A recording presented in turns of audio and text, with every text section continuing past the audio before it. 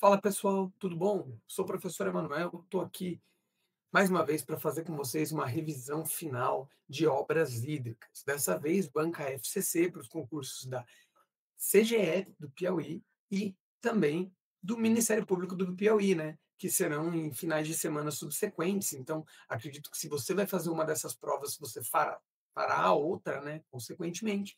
E trata-se de uma excelente oportunidade aqui para a gente ver como a FCC aborda esse assunto. Já digo que não é um assunto tão cobrado pela FCC, mas que veio muito pesado no edital de vocês. Então, pode ser que ela ressuscite algumas questões lá do passado, e por isso eu estou aqui para fazer essa revisão. Mas antes de iniciar a revisão, eu gostaria de fazer alguns pedidos para vocês. Primeiro, se você ainda não conhece o canal, não se inscreveu no canal do Organiza, inscreva-se no canal e acompanhe as revisões como essa que eu estou gravando hoje, como as revisões que os professores Tiago, Amadeu e Rafael já gravaram anteriormente. Segundo, dê like nesse vídeo, porque isso ajuda a identificar que você gostou da nossa aula, né? Ou critique o vídeo, critique aquilo que você não gostou, que fica como sugestão para a gente melhorar, né, o nosso trabalho. É sempre bem-vinda também esse tipo de crítica positiva. Porque dessa forma a gente se engaja em continuar produzindo bons materiais. Além disso, ativa o sininho aí para você receber as novas notificações das próximas revisões e dos próximos vídeos que o Organiza postar aqui no nosso canal. Além disso, se você conhece alguém que vai fazer essa prova também, tem um colega que vai fazer, está estudando para elas, compartilhe esse vídeo com ele, para que ele possa conhecer a gente e também para que ele possa ir bem na prova, né? Afinal, é seu amigo, seu colega. E a gente tem que pensar que essa revisão, ela não é feita para você aprender uma matéria, ela é feita para você revisar. Então, você estudou, você já tem conhecimento do assunto, você vai apenas revisar alguns tópicos que estão aqui. Então, para quem que serve essa revisão? Para você que vai fazer a prova, para você que vai fazer outras provas da banca FCC que vão cair, que vai cair esses assuntos, né? Como obras hídricas, obras de saneamento básico, obras portuárias, questão de, questão de energia elétrica. Então, para você que vai fazer prova da FCC, é interessante assistir esse vídeo. E também alunos que querem fazer a revisão geral da engenharia, de como a FCC cobra, né, esses assuntos, porque aqui eu acabo abordando um pouco de teoria, tá certo? A gente parte do princípio que você estudou para essa prova, que você tem conhecimento da matéria. Então, aqui não é o objetivo de dar uma aula teórica, embora eu dê uma pincelada ali na teoria, sempre para dar uma revisão, beleza? Quanto ao material desse vídeo aqui, ele vai ser disponibilizado lá no nosso link do Telegram, que vai estar aqui na descrição desse vídeo, aqui embaixo. Então, a gente pode pegar e acessar o Telegram lá e fazer o download desse material até para acompanhar essa aula em conjunto, tá certo? E eu estendo aqui o convite de vocês para vocês conhecerem mais nosso canal e assistirem as próximas revisões e também as revisões passadas. Embora essa seja a primeira revisão da banca FCC, a gente tem muitas revisões para a banca, para as bancas Sebrasp, para a banca FGV e também para a banca Vunesp. Temos uma que é uma banca que tem uma abordagem um pouco parecida com a FCC. Então, se você tiver interesse de assistir, assista a revisão de Campinas, que também vai estar no link aqui embaixo na descrição. Vamos lá, sem me alongar, né? Já falei um pouco aqui. Vamos começar a nossa revisão aqui. Uma questão lá da prova de analista judiciário do TRT da primeira região. Então, vamos lá, caiu em 2025, então questão muito recente.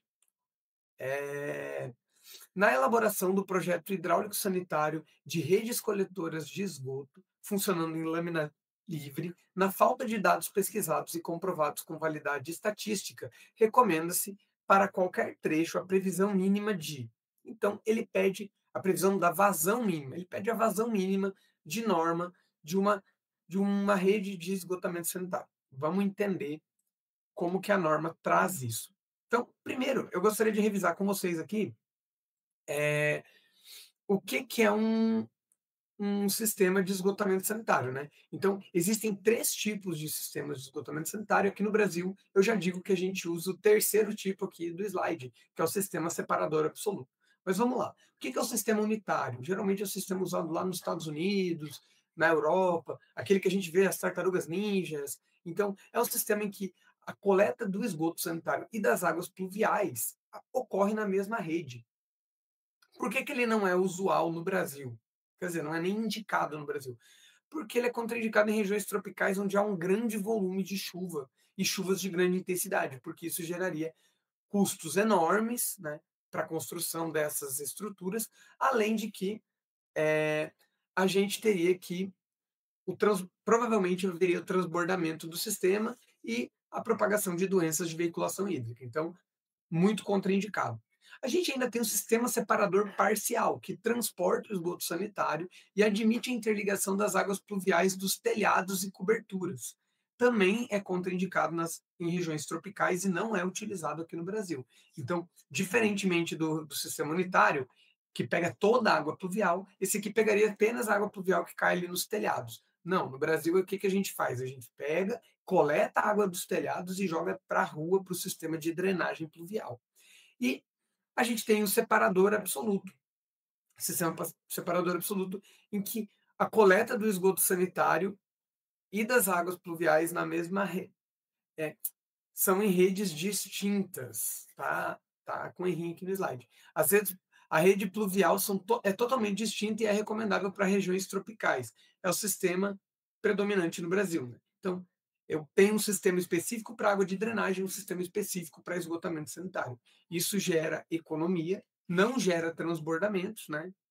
De esgoto, pelo menos, porque a gente sabe que tem problema de inundação nas cidades. É, mas a gente consegue evitar e mitigar a veiculação de doenças de veiculação hídrica, né, como cólera, leptospirose e tal. Isso aí não passa muito lá porque o esgoto, né, ele está numa rede própria. Então, ainda com relação a redes de esgoto, o que, que eu gostaria de destacar para vocês? Que a gente tem sistema de as formas de sistemas de coleta de esgoto. Isso depende muito da topografia. Por que, que depende da topografia da região? Porque o sistema de esgoto, em geral, ele é conduzido, o esgotamento é conduzido na forma de canal, como se fosse um conduto livre. Ele é dimensionado dessa forma. Então, em cidades que são atravessadas por muitos cursos d'água, em que não tem muitas montanhas, né, que não tem uma topografia muito acidentada, é recomendada a utilização de redes perpendiculares.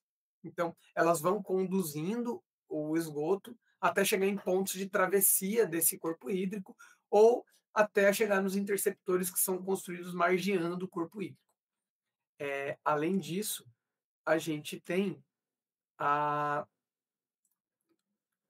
a gente tem o modelo de leque ou espinha de peixe, que é ideal para terrenos acidentados. Então, ele vai seguir a topografia da região. Então, geralmente em montanhas não temos ocupação, né?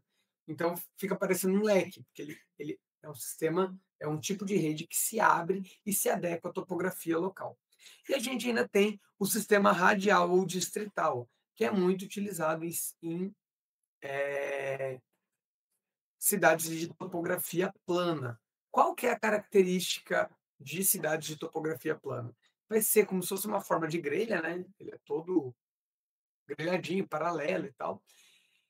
Só que ele, as redes, elas requerem a construção de muitas elevatórias para mitigar o aprofundamento da rede coletora. Lembre-se que é o escoamento por gravidade. Então, se eu estou num lugar muito plano, minha rede começa com uma profundidade de 1 metro, mas em pouco tempo, por causa da declividade do tubo, ela vai chegar ali aos 7, 5, 6 metros de profundidade. Isso é muito perigoso para manutenção, para construção, torna a construção muito cara. Então, por essa razão, a gente tem que construir muitas estações elevatórias. Vamos lá. O que que tem nos sistemas de esgotamento sanitário? Eles têm a finalidade de coletar, afastar e tratar o esgoto, além de dispor, os efluentes de forma adequada lá no corpo hídrico. Então, do que ele é composto? De coletor predial, que conecta o esgoto do lote à rede pública, rede coletora de esgoto, que é a infraestrutura que coleta o efluente diretamente nos lotes e conduz até os coletores tronco, que recebem contribuições das partes da rede coletora de esgoto e de algumas provenientes de ramais e conduz o esgoto até os interceptores, que recebem a contribuição somente de coletores tronco, então já não tem a contribuição dos lotes, e ele recebe ainda em marcha. Mas o interceptor, em geral, é construído nos pontos mais baixos das subbacias e margeando os rios ali, e corpos hídricos. Então, a gente tem o sifão invertido, que é uma estrutura de transposição de obstáculo, então geralmente ele é feito para passar por debaixo de um rio, então é para atravessar o rio. Ele é um sistema de travessia que tem escoamento sob pressão, mas o escoamento é gravitacional. Espera aí, professor, como assim? Como assim escoamento sob pressão e gravitacional? Ele é sob pressão porque ele trabalha afogado, ele é um sifão, né? O esgoto vem aqui e passa por debaixo, né? Então, aqui embaixo há um escoamento sob pressão. Ele não está com a lâmina livre ali, né? Na forma de canal. Então, é um conduto forçado. Mas por que gravitacional? Porque a cota de montante é maior que a cota de jusante. Então, essa diferença de nível que gera o escoamento. Não precisa de um elemento, de um equipamento de recalque, como uma bomba. Aonde que tem uma bomba? Lá na estação elevatória de esgoto, que dá energia para o sistema, eleva o esgoto, permitindo a transposição de subbacias e de bacias, e também reduzindo as escavações, como eu comentei. Aí a gente tem a linha de recalque. A linha de recalque, sim, é um conduto sob pressão que ele está instalado a jusante da estação elevatória. Então, é na saída da bomba. O que a estação elevatória faz? Joga energia e a linha de recalque, conduto sob pressão ali, conduto forçado, propriamente dito, que vai conduzir o esgoto até um PV ou até a ET, para que ele volte ao escoamento gravitacional na forma de canal. Emissário recebe as contribuições somente de montante, somente a montante. Então, ele é um conduto que conduz o esgoto de um ponto ao outro e só recebe a montante, só na entrada dele que ele recebe. Dali para frente, ele não recebe contribuições. E, em geral, ele conecta estações elevatórias até a ET ou a ET até o corpo receptor. A gente ainda tem as estações de tratamento de esgoto que são responsáveis pelo tratamento dos efluentes e a redução da DBO para, então, a disposição no corpo hídrico. Vamos lá. Para o dimensionamento das redes coletoras de esgoto, devem ser considerados critério de dimensionamento, que o escoamento ele ocorre em regime permanente e uniforme. Ah, mas na prática ele é uniformemente variado, ou ele é variado. Cara, não. Para fins de dimensionamento, escoamento em regime permanente e uniforme. E que o escoamento ocorre por ação gravitacional, como eu já comentei. Então, ele é dimensionado como um conduto livre, como se fosse um canal em regime permanente. Ponto. É isso. A velocidade crítica, vamos lá. A banca FCC ela gosta muito de números, ela gosta muito de aquilo que está na norma, na lei. Na lei não, né? No caso aqui na norma técnica. Então, gosta desses números. Então, a velocidade crítica, o que ela é? Ela é o valor limite para a ocorrência do escoamento aerado. Então, que há a entrada excessiva de bolhas. Então, a velocidade máxima de escoamento admissível ela é de 5 metros por segundo. A tensão trativa mínima. O que é tensão trativa? É a tensão que vai limpar o tubo e não vai permitir a formação de limo ali interno ou que os sólidos fiquem aderidos à tubulação. Então, a tensão trativa mínima é de 1 pascal ou 1 newton por metro quadrado. E a vazão mínima, que é justamente aqui o que foi pedido na questão, é de 1,5 litro por segundo, onde eu não tenho, né, o histórico. Então, no mínimo, lá na parte seca da minha rede, eu vou dimensionar ela com a declividade e com o diâmetro que permita, no mínimo, uma vazão de 1,5 litro por segundo. Além disso, a gente usa para dimensionamento a relação de lâmina da água com o diâmetro da tubulação. Y é a altura ali dentro da tubulação. Em geral, é recomendada para velocidade de escoamento inferior à velocidade crítica, a gente admite o dimensionamento com até 75% na relação YD. Mas, se a velocidade de escoamento for superior à velocidade crítica, que é aquela velocidade do escoamento aerado, é 50%. Então, tenha atenção com esses detalhes, porque isso pode ser cobrado, tem cara de FGV, certo? Outras informações importantes. O diâmetro mínimo da tubulação de uma rede de esgoto é 100 milímetros. O recobrimento mínimo de uma rede de esgoto, eu vou fazer uma questão um pouco mais específica sobre isso, mas de coletores sob o leito carroçável é 0,90 90 centímetros, né, de recobrimento, então a profundidade lá vai estar 1 metro, profundidade mínima, e de coletores sob a calçada de 0,65 centímetros, de 65 centímetros, perdão. O escoamento, regime permanente uniforme, e o comportamento adotado como se fosse um escoamento de canal, escoamento livre, beleza?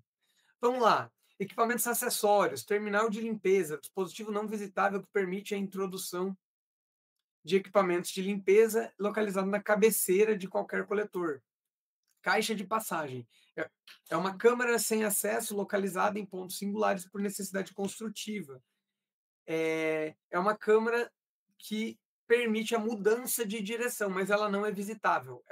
Dá até para inserir um mangote nela, mas ela não é visitável, beleza?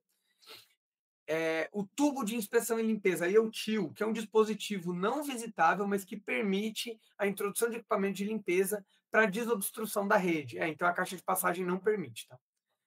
O TIL sim permite. Ele admite a reunião de 2 trechos ao coletor. Então tem 3 entradas mais o coletor, que tem 2 de reunião e uma de coletor, né, entrando no TIL, e apenas uma saída. E admite degraus de até 50 centímetros. O posto de visita já é um dispositivo visitável que permite o acesso de pessoas e a introdução de equipamentos e dispositivos de desobstrução. Deve ser utilizado na reunião de mais de 2 trechos ao coletor principal, quando é necessária a instalação de tubo de queda e quando é necessária a instalação de tubo de queda. O que é o tubo de queda? Ele é uma estrutura construída quando tem quedas superiores a 50 centímetros, tá certo? Então, tem um degrau ali, um desnível superior a 50 centímetros, eu construo um tubo de queda, e tubo de queda requer a instalação de um PV. Além disso, o PV também é necessário na instalação de sifões invertidos ou quando a profundidade da rede for superior a 3 metros.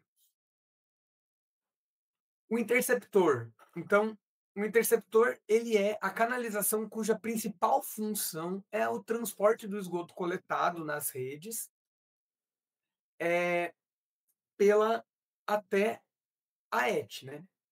Ele é caracterizado por uma defasagem nas contribuições. Então, existe um amortecimento de vazão. Como assim, Emanuel? Não é tão direto. A resposta não a resposta de um interceptor a uma contribuição não é imediata, porque batia descarga aqui na minha casa, até chegar lá no interceptor leva um tempo. Então, não chega tudo junto. Então, ele admite um amortecimento das vazões. Ele tem alguns requisitos específicos. Então, as ligações devem sempre ser por meio de dispositivo especialmente projetado para evitar conflito de linha de fluxo, ou seja, para evitar idas e vindas do esgoto ali dentro e também evitar agitação excessiva. Ele recebe as contribuições em marcha, mas apenas de coletores principais. Ele não recebe de ligações prediais, beleza? Então, essa é a principal característica do interceptor. Colei aqui uma figurinha de interceptor emissário e sifão, recomendo a leitura dela. Então, voltando aqui para a questão, ele pede a vazão mínima para as redes coletoras de esgoto, funcionando em lâmina livre. Então, é 1,5 litro, como eu comentei com vocês. Toda essa questão é muito simples, eu poderia simplesmente resolver ela, preferi dar uma pincelada geral aqui no assunto, beleza? Vamos para a próxima questão. Questão de 2022, de analista judiciário do TRT da 5ª Região.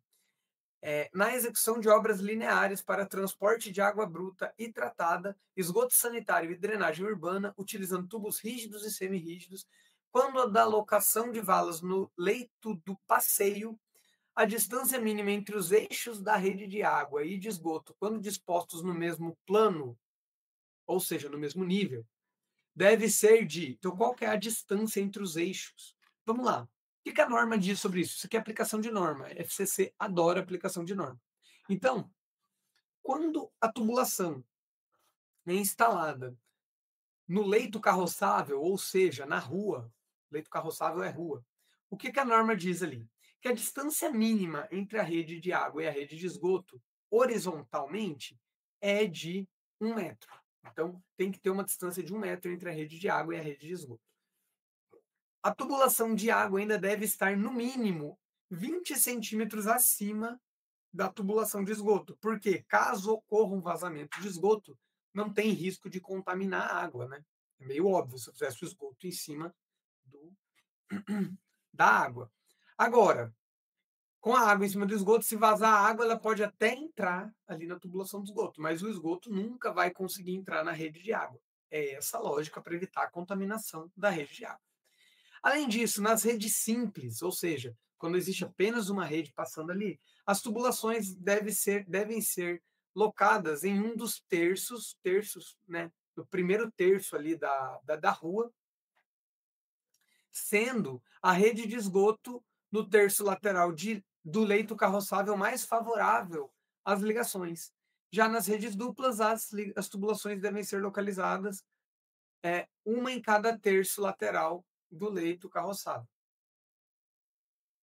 Já na locação no passeio, ou seja, na calçada, quando eu loco a rede ali na calçada, a distância, o eixo das tubulações deve ser localizado a uma distância mínima de 50 centímetros do alinhamento dos lotes. Então, a rede ali de água deve estar no mínimo 50 centímetros da testada do lote. Além disso, o eixo das tubulações de esgoto deve ser localizado a uma distância mínima de 80 centímetros da testada dos lotes. A distância mínima entre a rede de água e a rede de esgoto no plano horizontal é de 60 centímetros. Então, já fica até um pouco estranho isso, porque se eu tiver rede de água e de esgoto, o esgoto vai ficar no mínimo a 1,10 m, né, e não a 80 centímetros da testada, porque 50 centímetros da rede de água mais 60 centímetros, né, de distanciamento mínimo. E a tubulação de água de no mínimo 20, ela deve ficar também no mínimo 20 centímetros acima da tubulação de esgoto, inclusive no caso dos ramais. Beleza? Então, voltando aqui para a questão, ele pede a distância no mesmo plano, ou seja, no eixo horizontal, entre a rede de esgoto e a rede de água, instalada no passeio 60 centímetros. Tá certo, pessoal? Vamos para a próxima questão. Questão de 2018, agora uma questão de estações de tratamento de esgoto. Bom, já queria destacar que, infelizmente, esses assuntos não são assuntos tão cobrados em provas da FGV. O que isso significa?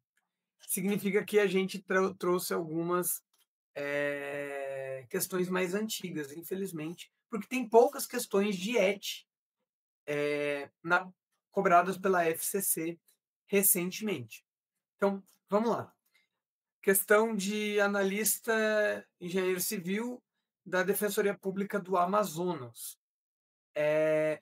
Nas estações de tratamento de esgotos, os sólidos grosseiros sedimentáveis são removidos por crivos, grades e desintegradores, caixas de areia e centrifugadoras, tanques de flotação, tanques de precipitação química e filtros de areia, cloração, reagentes químicos, irrigação, campo de nitrificação. E aí, como que eu retiro sólidos grosseiros? Vamos relembrar quais são as etapas do tratamento de esgoto? Então, a primeira etapa do tratamento de esgoto é a etapa do tratamento preliminar, e é justamente essa que caiu na questão. Ela tem a finalidade de retirar sólidos grosseiros, alguns sólidos em suspensão, não são todos, e graxas e óleos. Então, é o tratamento preliminar. Eles são quais são os equipamentos usualmente usados? Os sistemas de gradeamento, sistemas de peneiramento e as caixas desarenadoras. Sistemas de gradeamento de limpeza manual e de limpeza mecanizada, tá certo? A gente tem ali um sistema preliminar padrão de pequenas retes na primeira imagem, né? Então, tem ali o sistema de grade, depois o de grade manual, o sistema de coletor de sólidos, a caixa desarenadora e depois o medidor de vazão ali, a calha parja, tá certo? Essa primeira imagem ilustra muito bem um sistema preliminar usual. A segunda imagem tem aqui uma grade de limpeza manual e o terceiro uma grade de limpeza mecanizada. Então é como se fosse um degrauzinho, ele vai subindo e vai coletando ali aquilo que fica retido na grade. O tratamento primário, vamos aprofundar um pouquinho. Tem poucas questões, as questões não cobram muita coisa, mas vamos aprofundar, vamos revisar um pouco de conteúdo. Então, tratamento primário, ele tem um objetivo de retirada dos sólidos em suspensão, bem como a redução de parte da matéria orgânica, então, de pelo menos 25% da DBO. Em geral, é um processo físico-químico ou biológico. Então, é um processo físico-químico, é isso que você tem que guardar. Biológico só o anaeróbio. Tá? Então, são exemplos de estruturas. As lagoas anaeróbias, os decantadores primários, os reatores WASB.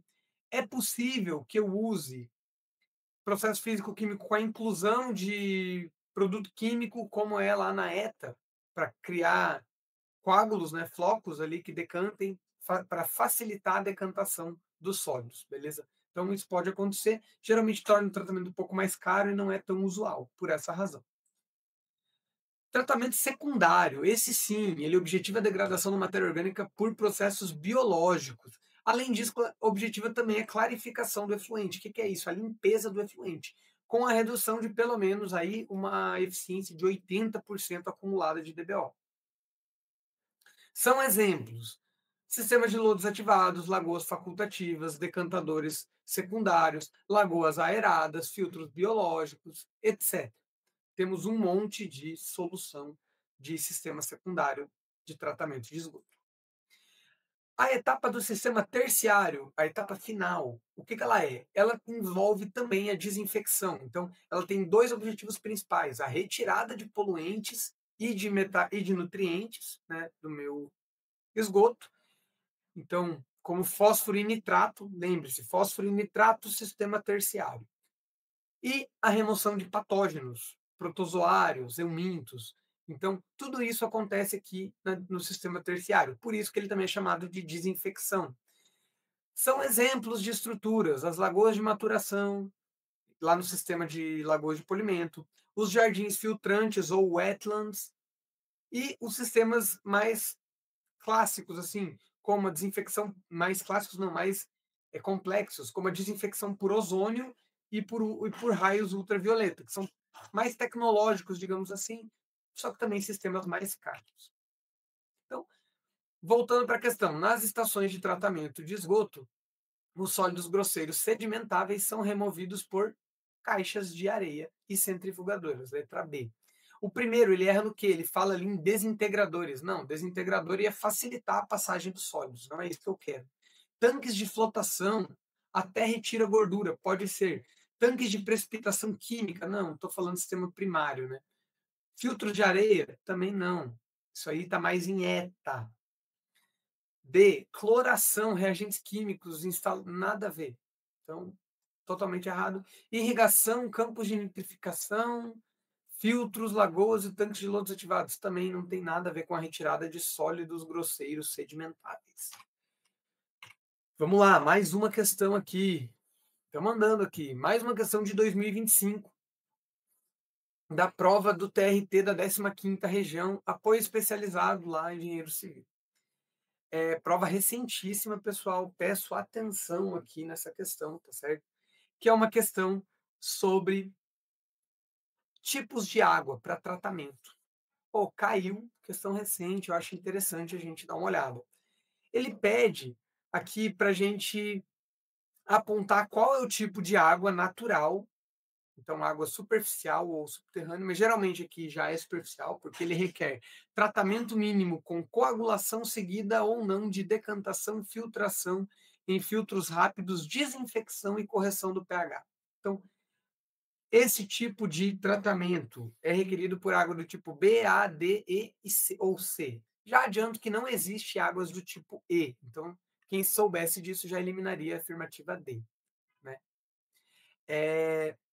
Então, de acordo com a NBR lá 12216, devem ser considerados os seguintes tipos de águas naturais para o abastecimento público. Tipo A, são águas subterrâneas ou superficiais provenientes de bacias sanitariamente protegidas. O que é isso? Bacias que não têm, que tem uma zona de mata protegida, que não tem atividade humana, não tem atividade industrial. Então, aquela água pura, lá da mata, lá do manancial preservado, água do tipo A, que com as características básicas dessa água por si só já satisfazem os padrões de potabilidade. Então, o que é necessário em águas, para o tratamento de águas do tipo A? A desinfecção e a correção do pH, se necessário. Nem sempre a correção do pH é necessária, tá certo? Então, a desinfecção é a atividade principal, né? Por que a desinfecção? Porque pode ser que a água tenha patógeno. Embora ela tenha lá a condição de potabilidade, ela pode ter ali um cocô de passarinho que trouxe um patógeno ali. Então você joga um cloro para manter a potabilidade e matar esse patógeno. Tipo B, são águas subterrâneas ou superficiais que são provenientes de bacias não protegidas, com características básicas definidas pela norma e que possam enquadrar-se nos padrões de potabilidade mediante processo de tratamento que não exija coagulação. Então, água tipo B ainda é uma água muito boa, que só com, só com um tratamento ali num filtro simples, sem coagulação, já me dá o padrão de potabilidade. Além disso, águas do tipo B requerem a desinfecção e a correção do pH também, né? Então, o que pode ser usado? A decantação simples para água que contém sólido sedimentável sem aplicação de produto de coagulação. A filtração, e além disso pode ser usado filtração, precedida ou não da decantação para águas de turbidez normal, natural ali, inferior a 40 unidades nefelométricas de turbidez e sempre inferior a 20 unidades dos padrões de platina. Então, falando aqui um pouco mais de forma aprofundada das questões de turbidez da água, tá? Então, esse ensaio de platina é um ensaio que permite ali a definição da turbidez. Águas do tipo C, aqui nosso gabarito. Vamos lá. Águas superficiais provenientes de bacias não protegidas, são aquelas bacias que já estão sujeitas à atividade humana, com característica básica definida pela norma, e que exige uma coagulação para enquadrar-se nos padrões de potabilidade. Está aqui. Então, as águas tipo C ela exigem a coagulação seguida ou não da decantação, filtração em filtros rápidos, desinfecção e correção do pH. Então, as águas do tipo C elas requerem, no mínimo, uma ETA convencional. Beleza? Pegou? É bem simples isso aqui, é uma decorebinha. Águas do tipo D são águas provenientes de bacias não protegidas, sujeitas a fontes de poluição. Então, já são águas já que passam por áreas urbanas e tem poluição. Com características básicas definidas na tabela seguinte, que exijam processos especiais de tratamento para que possam enquadrar-se nos padrões de potabilidade. Então, além do tratamento mínimo do tipo C, ele requer um tratamento complementar apropriado a cada caso, que são águas terríveis, que, né, não dá para ser usado, não é recomendável o uso de água do tipo D. Então, o gabarito aqui, o que ele pedia? Considerando os tipos de águas naturais, o tratamento mínimo que inclui coagulação, seguida ou não por decantação, filtração em filtros rápidos, desinfecção e correção do pH, é necessário para águas do tipo C. Eu quero coagulação, água tipo C. Beleza? Então, vamos aqui para a próxima questão. Uma questão de 2022, de analista judiciário da quinta região, de novo. Então, nas redes de distribuição de água para o abastecimento público, a pressão estática máxima nas tubulações distribuídas deve ser. E aí, eles gostam de número, né? FCC gosta de número de norma. O que a norma diz sobre pressão estática? Esse caso aqui estava relativamente fácil por conta das opções, tá? Mas vamos relembrar os valores. Então, de forma breve aqui, eu queria falar um pouco sobre sistemas de abastecimento de água, quais são os seus componentes. Então, captação é aquele ponto que coleta água superficial ou subterrânea nos mananciais. Adutora de água bruta. Quando a água precisa ser tratada, principalmente a água superficial, ela sempre requer um nível de tratamento. Eu tenho uma adutora de água bruta que vai conduzir essa água até a ETA. A estação de tratamento de água é a unidade que realiza ali o tratamento da água, né? Então, e torna a água em água potável. A estação elevatória de água, ela é uma unidade de recalque para que a água seja recalcada para a unidade consumidora ou até para a ETA, né? Depende muito da geografia do local. Em geral, a gente busca construir unidades que a água consiga chegar na cidade por gravidade para ter economia de energia, eficiência, redução de custo. Mas nem sempre isso é possível. Reservatórios são estruturas de armazenamento de água que garantem a vazão e a de distribuição em períodos de maior demanda. Pode ser apoiado, enterrado, semi-enterrado ou elevado. As redes de distribuição, elas são as redes de água, né, que conduzem a água tratada até as ruas, até os lotes, e requerem pressão dinâmica mínima de 100 quilopascal, ou 10 metros de coluna d'água. E admite, aqui é a gabarito da nossa questão, né, pressão estática máxima de 400 quilopascal, ou 40 metros de coluna de água. E em regiões muito acidentadas, é admitido até 500 quilopascal e 50 metros de coluna de água. Por que eu não posso extrapolar isso? Porque aí vai ter problema de vazamento. Com essas pressões já tem muito vazamento pelas juntas, então a gente evita ao máximo, por isso que a norma veda, a gente evita chegar em 30, tá? Justamente para reduzir a perda de água tratada. Ramal de ligação predial é o ramal que interliga a rede de distribuição ao sistema de água do lote, né? Então, contém o cavalete com um micromedidor e permite a medição do volume de água, que permite, né, a medição do volume de água que entra na residência. E a gente ainda tem os reservatórios de jusante. Em geral, são reservatórios elevados ou apoiados, né, construídos após a rede. Para que serve esse reservatório? Ele tem a finalidade de garantir em toda a zona de pressão as pressões requeridas pela norma, bem como de armazenar as sobras nas horas de menor demanda. Então, aqui eu tenho um esqueminha que resume os componentes, né, de uma rede de água.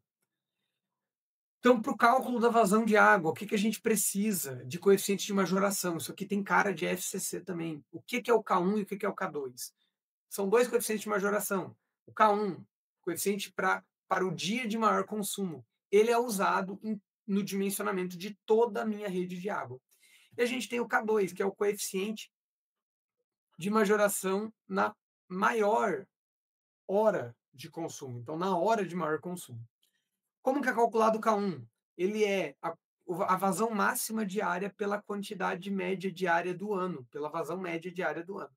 Já o coeficiente de vazão horária é a vazão máxima horária do dia dividido pela vazão média do dia. Então, o K2 ele só é utilizado após o reservatório de distribuição. Certo? Então, aqui eu fiz um esqueminha de dimensionamento. Qual que é a equação para dimensionamento rápido, né, das vazões de água? É a população pela vazão per capita, pelo consumo, multiplicado pelo consumo per capita, multiplicado pelos Ks, a depender da estrutura K1 ou K1 e K2, dividido por 3.600 segundos vezes a quantidade de horas que opera aquele sistema. Pode operar 18 horas, pode operar 6 horas, pode operar 24 horas. Então, para chegar em metros cúbicos por segundo. Tá certo? Daí, sempre tome cuidado com a análise dimensional. Às vezes ele vai pedir em litros por segundo, vai dar informação em metro cúbico, ou vice-versa. Isso pode gerar alguma confusão, tá? Em geral, a gente dimensiona em metros cúbicos por segundo. Velocidades. A velocidade mínima de uma rede de água é de 0,4 metros por segundo. Porém, admite-se uma velocidade de 0,3 metros por segundo no enchimento da tubulação. Já a velocidade máxima é a velocidade que corresponde a uma perda de carga de 10 metros por quilômetro. Atenção, não é uma velocidade de metro por segundo, é uma velocidade de metro de perda de carga. A velocidade máxima está relacionada à perda de carga da rede, que é de até 10 metros por quilômetro de rede. Pô, é interessante isso aqui, ponto de atenção. Além disso, a gente, a gente traz ali, a norma recomenda que a pressão operacional ali máxima estática seja de 250 a 300 kPa, ou seja, de 25 a 30 metros de coluna de água. Porém, a máxima pressão estática, como eu falei, de 400 kPa, podendo chegar a 500 kPa em regiões acidentadas. E a mínima de pressão dinâmica é de 100 kPa. Beleza? Referenciada no nível do terreno, não no nível do reservatório. Que geralmente as pessoas têm reservatório em casa, né? E não é no nível da caixa d'água, assim no nível do lote ali da rua. Então, gabarito da questão aqui ficou fácil agora com essa revisão. É a letra B também, 400 kPa, podendo chegar a 500 kPa em regiões com topografia acidentada. Pessoal, uma questão aqui de dimensionamento de ETA. Vamos lá. Então, questão de 2018, veja, uma questão antiga também de ETA, lá de consultor técnico legislativo da CLDF. Considere os dados a seguir para o dimensionamento de decantadores convencionais de fluxo horizontal em projetos de ETA. E dá os dados aqui, pede para a gente calcular. Antes disso, eu queria passar com vocês aqui quais são as unidades de estações convencionais de tratamento de água. Então, o que ela tem? A etapa de coagulação, a etapa de floculação, a etapa de decantação, a etapa de filtração e a etapa de desinfecção. São 5 etapas principais, eu inseri a sexta, que é a etapa de correção de pH, tá? Que ali está junto. Vamos dividir em 6, para simplificar. Então, vamos lá. A coagulação. A coagulação, ela tem a função de desestabilizar as partículas sólidas, que são partículas muito pequenas, coloidais ali, que estão em suspensão na água, que possuem carga elétrica. Então, o que eu faço? Eu jogo ali um produto químico, em geral, sulfato de alumínio ou cloreto férrico, que é o elemento coagulante, que vai desestabilizar eletricamente essas partículas, fazendo com que elas se aglutinem. Então, tá positivo com positivo, elas se afastam. Gera ali um positivo com negativo e começa a rolar uma aproximação e a formação de flocos. Para isso que serve. A coagulação é uma etapa muito rápida, feita ali para promover a floculação da sujeira presente na água. Como que é feito a aplicação da coagulação? Geralmente na calha partial, com a agitação rápida. Lá na calha partial, para medição da vazão, eu tenho uma estrutura que tem um ressalto hidráulico. Esse ressalto hidráulico mistura a água e mistura ali meu agente coagulante. Então, ele promove a dispersão do produto por toda a água para passar para a segunda etapa, que é a etapa de floculação. A floculação, ela tem a função de promover o agrupamento das partículas desestabilizadas lá, formando flocos maiores que vão ganhar peso e decantar. Como que ocorre? Ela ocorre mediante uma agitação lenta da água. Então a água passa muito rápido ali, ela vem em uma velocidade alta na calha partial e chega no floculador, que ela vai começar a bater nas paredes do floculador, ou vai ter um floculador mecânico, que é tipo um ventilador lá com umas pás submersas que ficam agitando a água de forma lenta para que os flocos comecem a se formar. Também eu não quero energia suficiente para destruir os flocos. Tá? Então, o tempo e a intensidade da agitação são fundamentais para que seja formado flocos densos e sedimentáveis. Os floculadores podem ser hidráulicos ou mecânicos. Os hidráulicos é uma sequência de paredes, de chicanas, que a água vai passando e vai batendo e, quando vê, formou os flocos. Pegou? Então, a decantação, ela tem a função de separar os flocos da água pela ação da gravidade. Então, a decantação, sim, ele é um tanque que permite que os flocos afundem. A água é direcionada para tanques em que o escoamento é muito lento e os tempos de detenção são altos, de modo que os flocos decantem para o fundo do tanque, originando lodo químico de tratamento de água. Existem dois tipos principais de decantadores: os convencionais e os de alta taxa ou laminares. Convencional também de fluxo horizontal. Então, o convencional ele tem um tempo de detenção hidráulica superior a 2 horas e meia e uma taxa de aplicação superficial de 50 metros cúbicos por metro quadrado dia. Então, eu consigo, por dia, para cada metro quadrado de decantador convencional, tratar 50 metros cúbicos de água. É bastante coisa, né? Agora, os decantadores de alta taxa, qual que é a diferença deles? Eles têm um fluxo vertical de água, então a água vai passar por baixo, assim, e ela tem umas colmeias inclinadas a 60 graus, que fazem que a água, os flocos passem ali, eles já grudam na colmeia, sedimentam e caem. Então, o tempo de detenção hidráulica é muito menor, ele é inferior a 1 hora. Veja, o outro é superior a 2 horas e meia, esse é inferior a 1 hora. E a taxa de aplicação superficial é maior que 150 metros cúbicos por metro quadrado dia. Então, é muito melhor a taxa de decantação. O que isso ajuda? Na redução do tamanho da ETA. Para ETAs grandes, de grandes volumes, elas é usado aqui decantadores de alta taxa. A inclinação dos decantadores lá das colmeias geralmente varia entre 50 e 60 graus, certo? Além disso, a gente tem a etapa de filtração. Passou a decantação, a água já saiu limpa, já saiu ali transparente, mas ela vai passar pelos filtros. A filtração é a etapa cuja finalidade é a remoção das partículas em suspensão, micro-organismos e matérias orgânicas. Em geral, há dois tipos de filtro, os rápidos e os lentos. Então, filtração rápida é a usual em etas convencionais, filtração lenta em etas pequenas, porque é muito lento, a produção é muito baixa. Então, diferença: filtração rápida, camadas compostas com diferentes materiais, antrácito, cascalho, areia fina, carvão ativado, papapá, tudo isso. Filtração lenta, camada espessa de areia fina e tem ali uma camada de carvão ativado. É isso. Filtro rápido, alta capacidade de tratamento, de 100 a 360 metros cúbicos por metro quadrado dia. Filtro lento, baixa capacidade de tratamento, de 2 a 7 metros cúbicos por metro quadrado dia. Veja que é muito grande a diferença. Então, filtração rápida requer pré-tratamento. Filtração lenta não requer pré-tratamento e tem alta remoção de patógenos. É porque já tem uma degradação biológica ali. Filtração rápida tem menor eficiência na remoção de patógenos. Mas demanda pequenas áreas. Já filtração lenta demanda grandes áreas. Filtração rápida requer lavagem constante do meio filtrante. Então, tem operação, ela requer uma operação mais trabalhosa. Tem perda de água também. Filtração lenta, operação muito simples, mas aplicável a pequenos sistemas. E a filtração rápida é aplicável a grandes sistemas, a etas convencionais.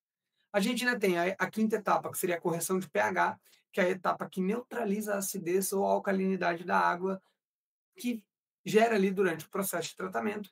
E a sexta etapa, sim, é desinfecção e fluoretação, que é a etapa de tratamento que objetiva a remoção dos patógenos e a garantia da potabilidade na rede ajusante, mediante aplicação de cloro, principalmente, ou de radiação ultravioleta.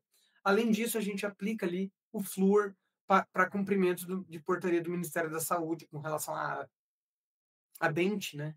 Então, para as pessoas consumirem flúor na água potável.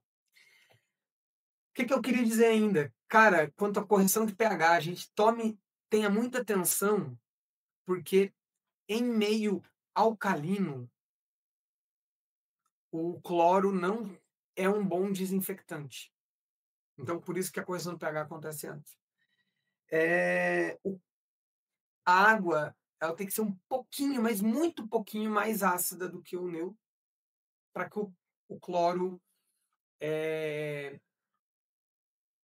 atue de forma eficaz, reduzindo os patógenos. Beleza? Então, o decantador citado na questão foi o convencional de fluxo horizontal. Como que eu faço esse dimensionamento, pessoal? Vamos lá. Temos os dados aqui, né? Lá, a vazão de 1 metro cúbico por segundo, a velocidade de sedimentação dos flocos de 32 metros por dia. Pô, uma velocidade. Era só. Tinha que fazer essa conversão, né, de metros por dia para é, é, metro cúbico por segundo. Ou metro por segundo, né? Metro cúbico não é metro, que é velocidade. Número de unidades de decantação 2, fator de área 1. O que é fator de área? Fator de área digamos, a eficiência. Então, se fosse fator de área de 0,8, aumentaria a minha área, eu dividiria por 0,8. Ah, é 1, tanto faz. E o período de funcionamento da ETA, 24 horas. Informação essencial para eu saber converter lá a velocidade de sedimentação. Aplicação direta da equação da continuidade, pessoal, é isso. Então, eu tenho que a equação da continuidade é velocidade do fluxo de água, ou velocidade de sedimentação, nesse caso, vezes a área, né, do meu decantador. Eu tenho ali que a área do meu decantador, então, vai ser a vazão sobre a velocidade. Que velocidade é essa? Velocidade de decantação. Converter tudo para a mesma unidade. Então, estou em metro cúbico por segundo, vou converter para metro cúbico por segundo, por isso eu vou pegar o 32 metros por dia e vou dividir por 86.400. O que é 86.400? 24 horas de operação vezes 3.600 segundos. Né? Cada hora tem 3.600 segundos. Então, eu tenho 86.400 dividido por 32. Eu chego em 2.700 metros quadrados. A questão foi bondosa e não colocou essa alternativa. Mas aqui poderia derrubar muita gente. Por que eu tenho 2 unidades de decantação paralelas? Então, eu devo dividir o 2.700 por 2. Chega em 1.350 metros quadrados de área. Ah, não, ó, ela foi maldosa. Ela colocou lá no item B 2.700. Aqui muita gente pode ter caído. Cara, o cara fez quase tudo sério. Esqueceu de dividir por 2. Atenção com isso. Número de unidades de decantação. Muita atenção com isso. Vamos lá. Aqui uma questão de bacia hidrográfica. Pessoal, hidrologia, eu acho que vem isso aqui. Eu acho que isso aqui tem cara da sua prova, vai cair. Muita atenção com essa questão. É uma questão que caiu em 2024 na prova de analista governamental da CEPLAN, aí do Piauí. Porém, tenha atenção que isso cai em todas as provas. Caiu em 2025. Eu trouxe 2024 porque eu achei essa questão um pouco mais interessante para a gente fazer transformação de dados. Então, para evitar alagamentos em uma bacia hidrográfica urbana com área de 3,6 km², foi necessário aumentar a área da seção transversal do canal que recebe as águas pluviais provenientes dessa bacia hidrográfica. Considerando que a intensidade média anual de chuvas é 1.080 milímetros por ano e que o coeficiente de escoamento superficial da bacia é 0,80, a vazão máxima de água que escoa no canal é. Então, vamos lá. Quando a gente fala em cálculo de vazão de bacia hidrográfica, de modo geral, tá, pessoal? Modo geral. Bacias muito grandes são outros métodos que não convém falar aqui. A gente fala do método racional, tá? O método racional de dimensionamento ele permite calcular a vazão de pico de uma cheia no eixo tório da bacia hidrográfica. Então, a gente consegue calcular a vazão lá no ponto final da bacia, qual que é a vazão de contribuição de determinada precipitação. Então, eu consigo chegar na vazão de pico do meu hidrograma, que é esse gráficozinho aí do desenho. Queria destacar ali o desenho, naquela figura, conceito que volta e meia cai em prova de hidrologia, então pode cair na sua prova, tempo de concentração. O que é o tempo de concentração? O tempo de que a gota que caiu no ponto mais longe lá da minha bacia hidrográfica, é um tempo teórico, né? Considerando que essa gota de água não vai evaporar nem infiltrar, demora para chegar lá no estuário. Então, é essa a definição. O tempo que a gota de água que cai mais longe demora para chegar no meu estuário. A gente tem que lembrar, pessoal, ainda sobre bacia hidrográfica, que a cobertura de uma bacia hidrográfica ela é essencial para o runoff, né? Para o coeficiente de escoamento superficial. Então, o coeficiente de escoamento superficial ele é inversamente proporcional ao grau de impermeabilização. Então, quanto quer dizer, ele é diretamente proporcional ao grau de impermeabilização, né, da área. Quanto mais impermeável for minha área, maior é meu coeficiente de runoff. Meu coeficiente de runoff varia de 0 a 1, tá? Então, se eu tiver uma área muito preservada, eu vou ter um coeficiente de runoff de escoamento superficial muito baixo. Por isso, meu pico de vazão ele é amortecido, ele é menor. Numa área muito urbanizada, eu tenho um pico de vazão muito alto, mais estreito. Então, vai dar uma chuva, vai dar um pico de vazão rapidão e vai gerar uma enxurrada ali. É isso que a gente foge quando pensa em drenagem urbana. Então, o coeficiente de runoff é calculado pela média ponderada, adotando-se como referência os coeficientes estimados em tabelas pela literatura, de acordo com a área de cada tipo de cobertura da bacia. Veja aqui as imagenzinhas ali de um adensamento urbano, né? É como que softwares ali são usados para a gente ver como que está o coeficiente de runoff de cada área, faz uma média ponderada ali e chega no resultado. Além disso, no método racional, como uma simplificação do método racional, a chuva de cálculo é considerada constante e homogênea em toda a área da bacia hidrográfica. Então, a chuva ela é constante naquele tempo homogênea.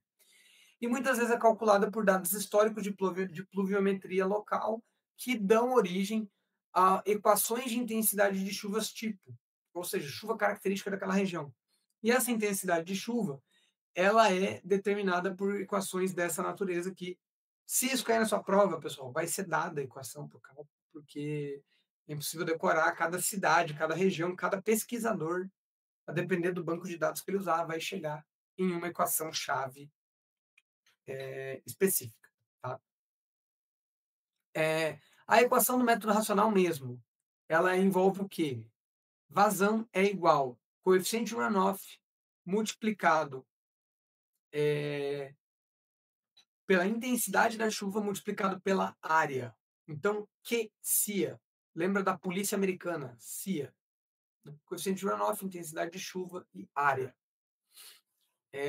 Ou, como falou o professor Tiago na última revisão, QCIA e companhia. Lembra lá do Bom Dia e Companhia? QCIA do desenho animado? Então, é uma forma de memorizar essa equação, uma equação simples e que vai cair na sua prova domingo e no próximo domingo vai cair de novo. Eu estou apostando cair isso nas duas provas, que é muito cara, muito típico da FCC cobrar essa questão.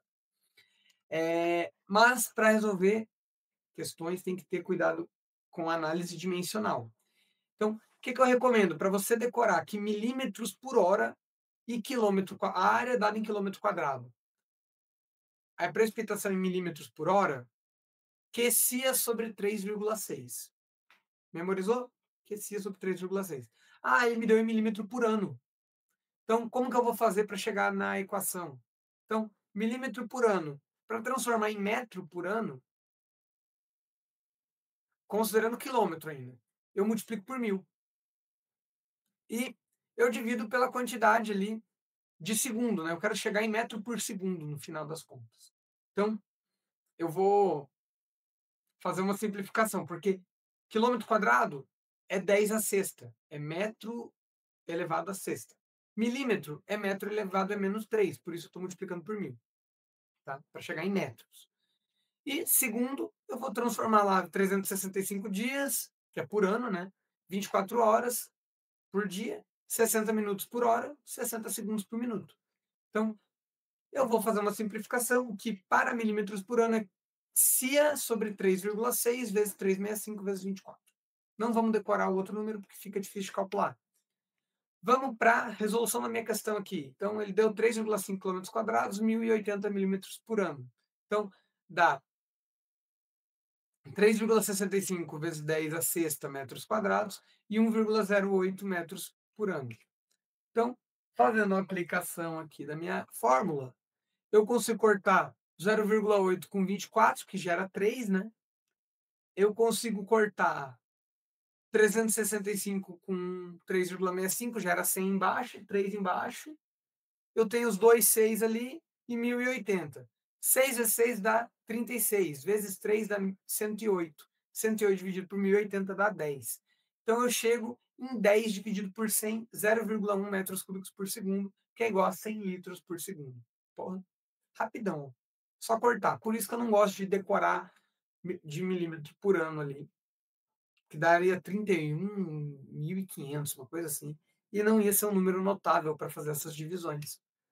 Então, gabarito da questão aqui, letra A, pessoal. Estamos chegando no final já. Vamos lá, faltam duas questões aqui para a gente ter. Três questões para a gente terminar a nossa revisão. Vamos lá. Então, uma questão da Bahia Gás de 2024 para analista de processos tecnológicos de engenharia civil. No projeto de instalações hidráulicas de um edifício, foi prevista a instalação de duas bombas hidráulicas iguais em série, com rendimento de 80% cada uma. A instalação de toda a rede resultou na altura manométrica de 60 metros. Se a vazão requerida na instalação é de 6 litros de água por segundo, então a potência necessária. Clássica, questão clássica da FCC também, cobrar a potência de bomba. Não dá para errar. Questão que não dá para errar, por isso eu trouxe ela para cá. Por que eu trouxe essa e não trouxe uma de 2025, professor? Porque aqui ele fala em instalação em série. Vamos revisar a instalação em série e instalações em paralelo. Então, existem duas formas de eu conjugar bombas para atuarem juntas, as em paralelo e em série.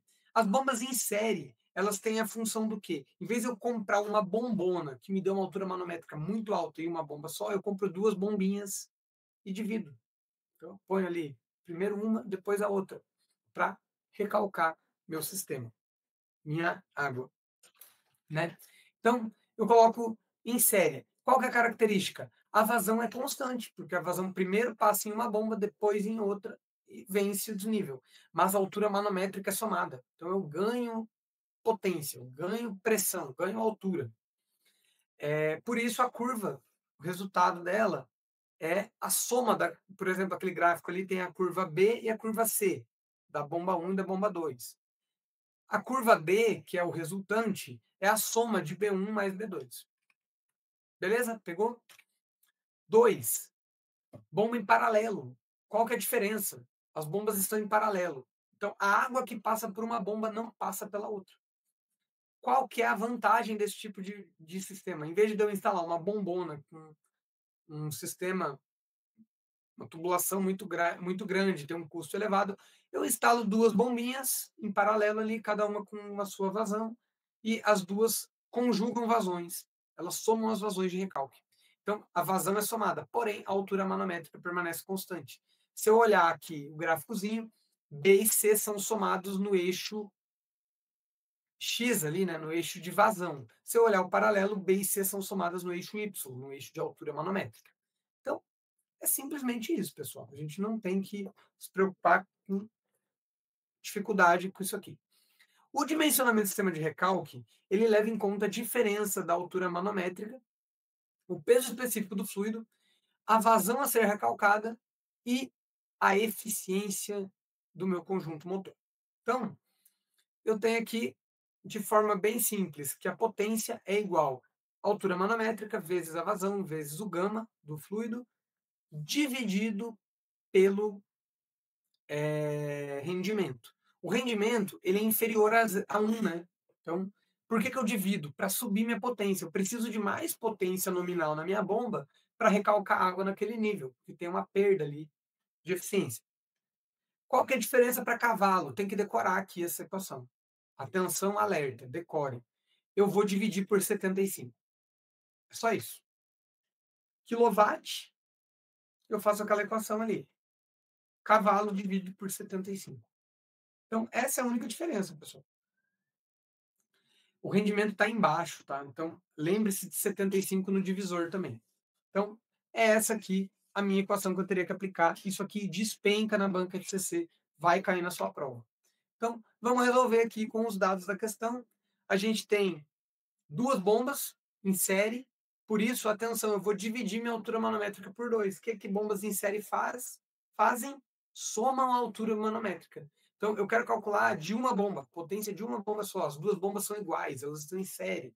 Então, eu vou pegar a altura manométrica de 60 e dividir por 2. Vou multiplicar pela vazão, que é de 6 litros por segundo. Veja, 6 vezes 10 a menos 3, né? E vou multiplicar por 1000. O que é 1000? É o gama da água. Ele não me deu o gama da água, eu multipliquei por 1000. O certo lá é 981. Mas, cara, não vamos complicar com Você viu que as opções ali são todas 3, 5, 2. Pô, vamos simplificar, multiplica por 1000. Vou dividir por 75 para transformar em cavalo já. E vou dividir pela eficiência, que é 80%.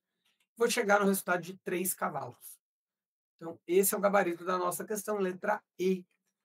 Pessoal, eu queria só falar com vocês uma coisinha aqui sobre turbina. Pode vir aí uma questão de turbinas para vocês, uma questão simples de turbina.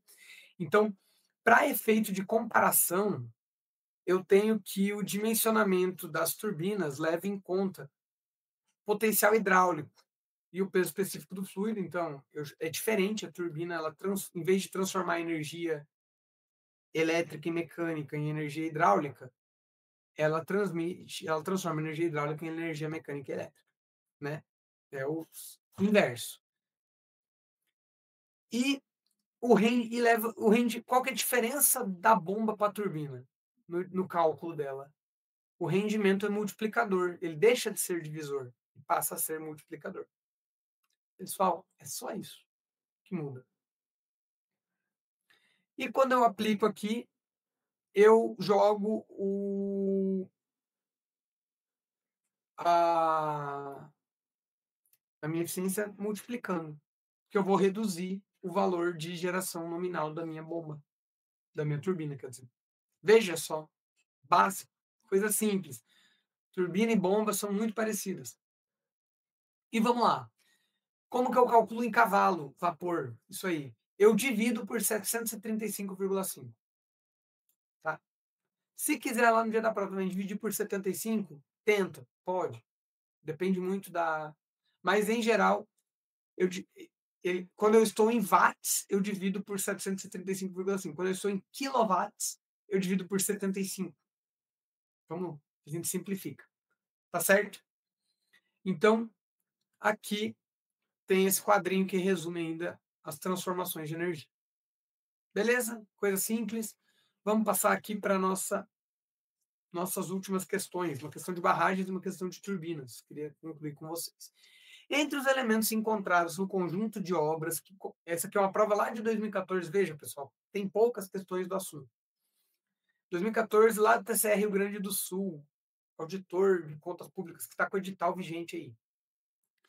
Entre os elementos encontrados no conjunto de obras que compõem uma barragem, a estrutura destinada a desviar as águas do leito do rio, total ou parcialmente, com o objetivo de permitir o tratamento das fundações, possibilitando a construção a seco dos diques de terra ou das estruturas de concreto, é. Então, eu quero secar o terreno. Ensecadeira, vertedor, túnel de desvio, tomada d'água, túnel de adução. Vamos lá. Então, os elementos construtivos de uma usina hidrelétrica são divididos em sistemas de armazenamento, de armazenamento e captação da água para geração de energia, armazenamento, reservatório, né, canal de aproximação, tomada da água, condutos ou túneis de adução. Então, é todo o sistema hidráulico de adução e geração de energia. Tá? Então, esse é o sistema de armazenamento e captação, ou também sistema de geração. Né? As etapas de geração estão aqui. Então, reforçando, tem o reservatório que reserva, o canal de aproximação que leva a água de forma tranquila até a tomada da água, que é o ponto em que a água entra ali na barragem, ou né, o sistema hidráulico não vai passar por dentro da barragem, dependendo do tipo de barragem. A tomada da água, que é essa cara, os condutos ou túneis de adução de baixa pressão ou de alta pressão, o conduto forçado, a chaminé de equilíbrio, que é um sistema de proteção, mas está dentro desse sistema, o tal, bacia, então, bacia de restituição, tudo isso faz parte do sistema de armazenamento, captação e geração de energia. Agora, então aqui temos uma figurinha que ilustra, recomendo pegar o material aqui e ver essas figurinhas, tá, pessoal? Vamos a fundo nisso aqui. A gente tem também o sistema de desvio. O que é o sistema de desvio? É o sistema que é composto por estruturas provisórias que permitem o desvio do curso da água para a construção da usina hidrelétrica. Em geral, são canais ou túneis de desvio, galerias ou adufas. O que é galeria ou adufa? É quando eu já construí uma parte da minha barragem, eu deixo ali como se fosse uma descarga de fundo, uma galeria que vai permitir a passagem do corpo de água ali, como indica na primeira imagem. E as ensecadeiras, que são a construção de diques temporários que permitem o desvio do rio, né, e a secagem daquele local ali para construção da minha barragem. Justamente o que foi pedido aqui na questão. A gente ainda tem sistema de extravasamento e de transposição. Então, ele é composto por vertedouros, que são estruturas de segurança que permitem eu drenar ali o excesso de vazão do meu reservatório. Então, o excesso de água eu dreno, protegendo minha barragem e toda a minha estrutura. As bacias de dissipação de energia, que são bacias que permitem a dissipação de energia dos vertedouros. Então, aonde tem essa cascata ali da foto, aquela imagem bonita, tira foto de Itaipu ali, geralmente dos vertedouros. Canais de restituição são canais que conduzem a água ali da bacia de dissipação até o leito natural do rio. E sistemas de transposição, que são os sistemas de eclusa e elevadores de peixe, que permite ali que barcos subam, né, para a montante, peixes ali durante a piracema consigam também subir a barragem e ir para o reservatório. Então, voltando para a questão, ele pede o quê? Elementos do conjunto de obras compõem uma barragem, a estrutura destinada para desviar as águas do leito do rio, ou como uma estrutura de desvio, total ou parcialmente, né, com o objetivo de permitir o tratamento das fundações. Olha, estou desviando o rio para tratar as fundações, possibilitando a construção a seco dos diques de terra ou das estruturas de concreto. Estou falando aqui do quê? Da ensecadeira? Sim, é ela mesmo. B, do vertedouro? Não, o vertedouro é uma estrutura de drenagem, uma estrutura de proteção. Túnel de desvio? Aqui sim, é uma estrutura de desvio, mas o túnel de desvio por si só não permite a secagem do local. A tomada da água não, e o túnel de adução também não, são estruturas de condução da água para o circuito gerador. Então, pessoal, agora eu queria falar com vocês aqui sobre turbinas. Vamos lá, um assunto que cai pouquíssimo na FCC, mas que está no teu edital, está bem explícito e tem tudo para voltar a cair nessa prova, principalmente da CGE Piauí. Tá? Então, turbina.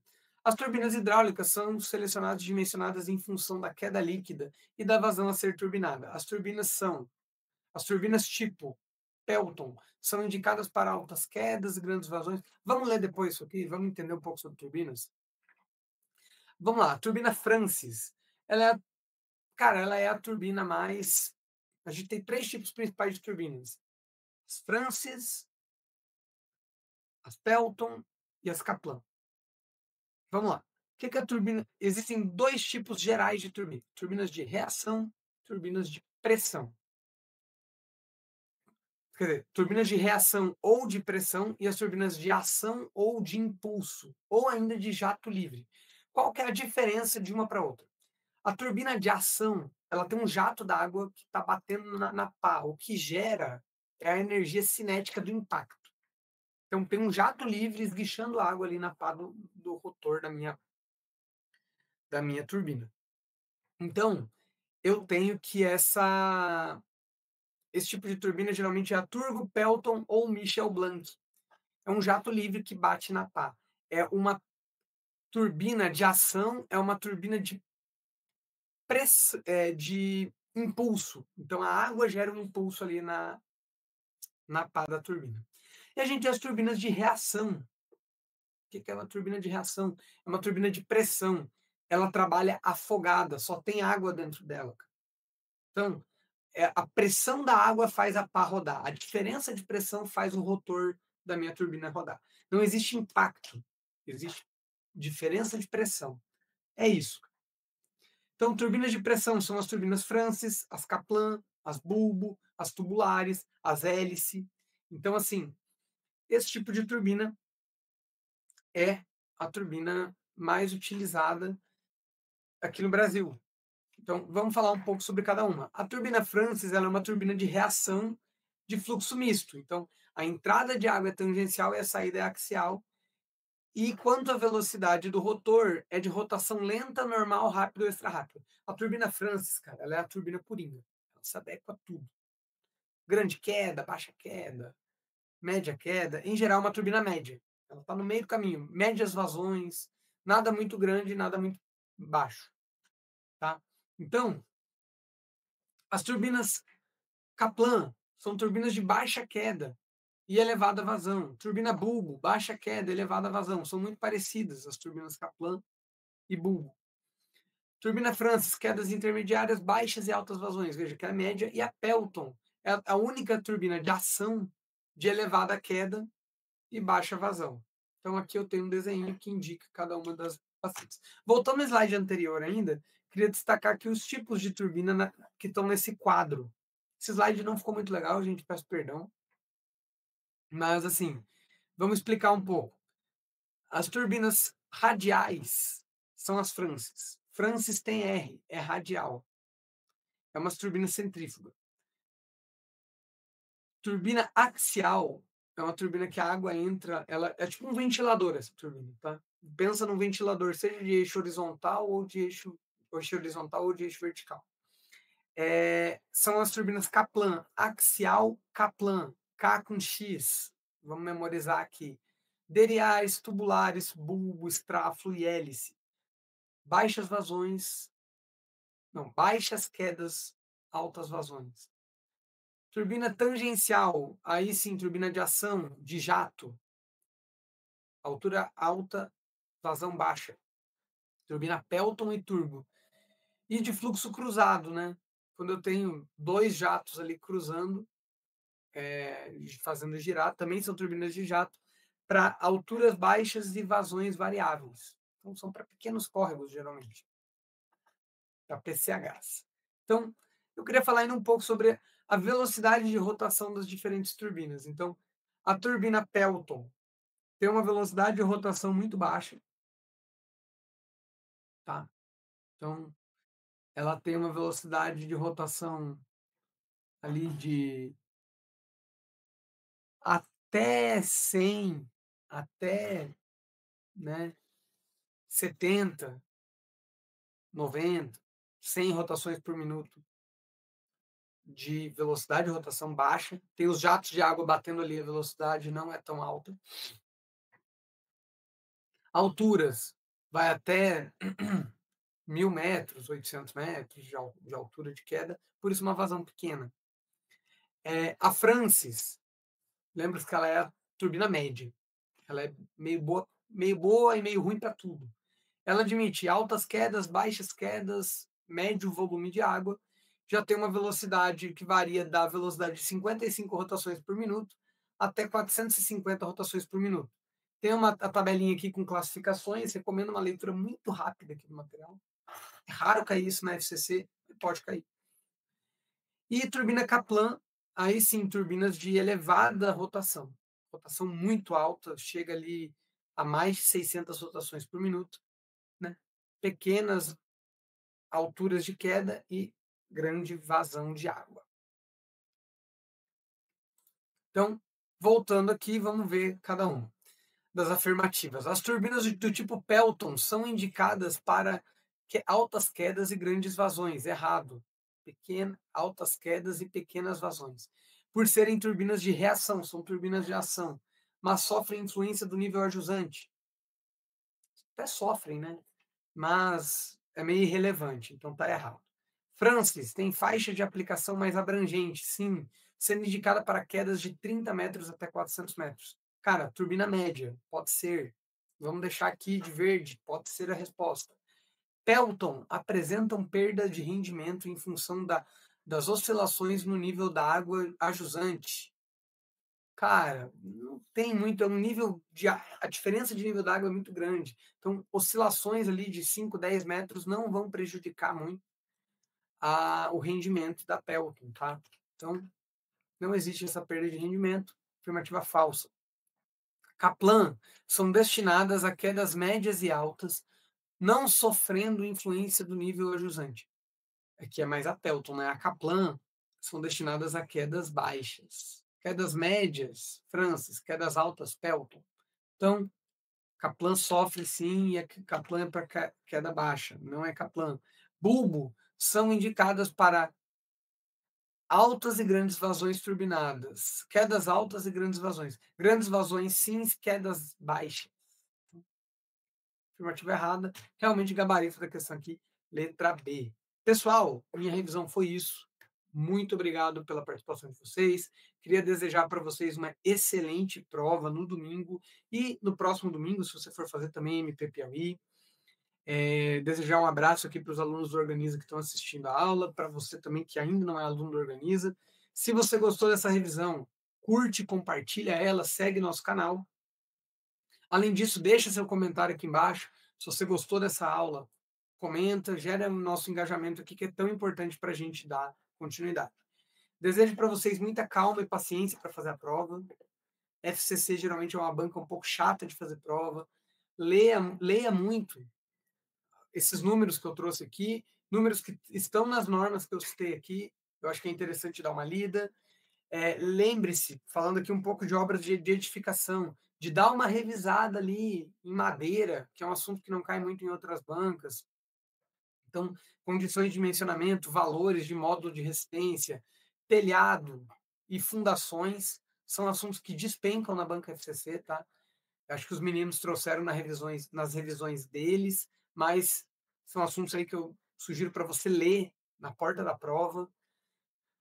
E muita paciência, muita calma, faça a prova não faça como se fosse a prova da sua vida, leve ela de forma paciente, né? Com muita parcimônia, e você vai bem na sua prova com certeza.